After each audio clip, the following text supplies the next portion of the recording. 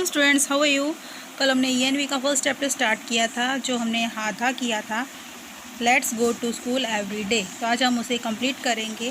तो इस चैप्टर में हम पढ़ रहे थे कि बच्चे स्कूल कैसे जाते हैं। कोई ऑटो में जाता है, कोई ब्रिज क्रॉस करके जाता है, कोई बेट द्वारका में बोट से जाता है, कोई कैमल से जाता है, कोई बुलक कार्ट से जाता है। और गर्ल्स जो स्कूल नहीं जा पाती थी, अब उनके लिए भी ईजी हो गया है, वो लोग साइकिल से जाते हैं। ठीक है, तो हम आगे करेंगे।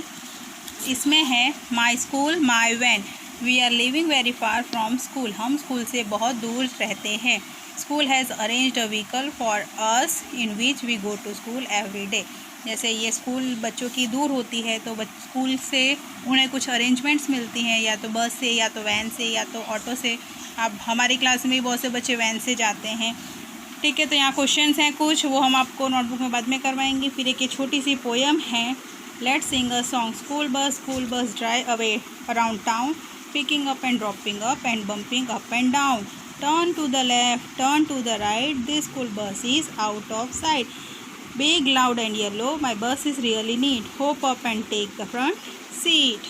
ठीक है, फिर नेक्स्ट है चिल्ड्रन क्रॉस द जंगल। जो बच्चे स्कूल जाते हैं, कुछ जो मतलब जंगल एरिया में रहते हैं, जंगल के आसपास रहते हैं, उन्हें स्कूल जाने के लिए क्रॉस करना क्या होता है, जंगल क्रॉस करके जाना होता है।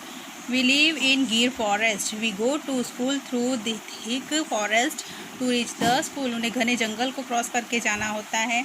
जंगल में बहुत साइलेंस होता है, इतना साइलेंट कि वहाँ उन लोगों को एनिमल और बर्ड्स की आवाज़ भी सुनाई देती है। We can hear the sound of different birds and animal. We go to school through the jungle every day.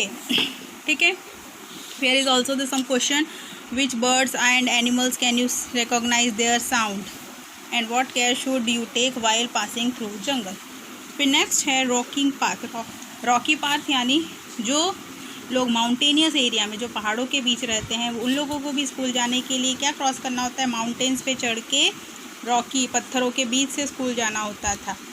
The path are rocky and uneven for other, the path is difficult but we can easily come up and down, we use this path to go to school. जो ऊँचे पहाड़ी area में रहते हैं, उन बच्चों को mountains cross करके जाना होता है।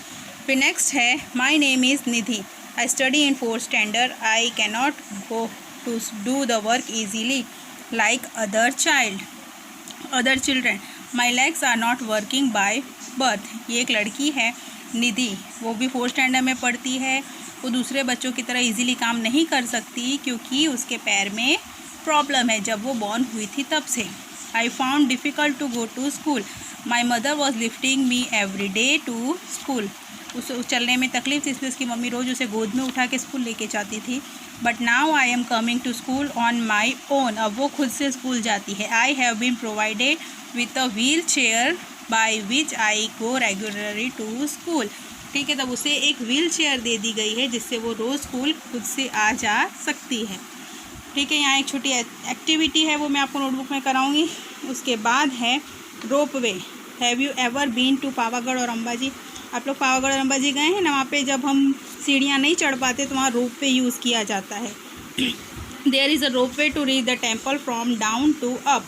Ropeway consist to a strong rope of wires and trolley. We sit in the trolley and go up.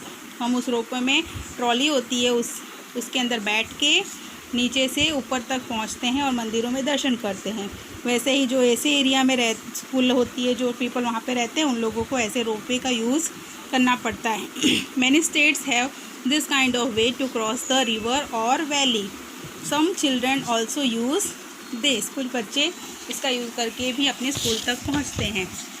Accept this in many state because of heavy rain there is lots of water, so to cross it bridge of bamboo is made. बहुत सी जगहों पे heavy rain होने की वजह से उन लोगों को नदी, रिवर क्रॉस करके जाना होता है, तो वो लोग बम्बू से ब्रिज बनाते हैं।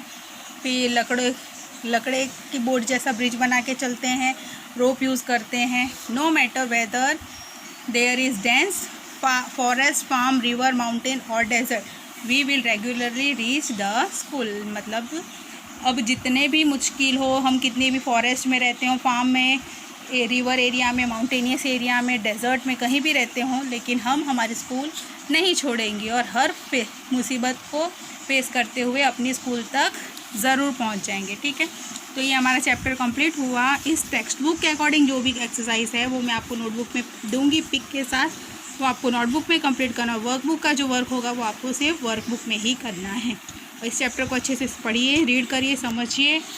Take care, bye bye.